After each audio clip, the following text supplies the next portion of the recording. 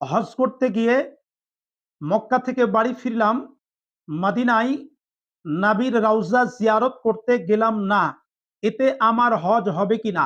এ বিষয়ে প্রশ্ন করেছেন জনাব আব্দুল জব্বার, পূর্ব বর্ধমান থেকে।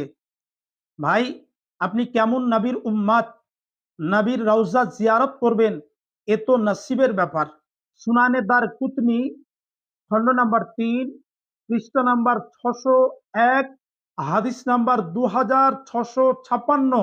মান হাজ্জা ফাজারা কবরি বাদা ওয়াফাতি, আমার ওফাতের পরে হজ করতে এসে আমার রওজা জিয়ারত করলে ফাকান্নামা জারানি ফি হায়াতি, মনে করো সে আমার জীবদ্দশায় আমার সঙ্গে মুলাকাত অর্থাৎ জিয়ারত করলো।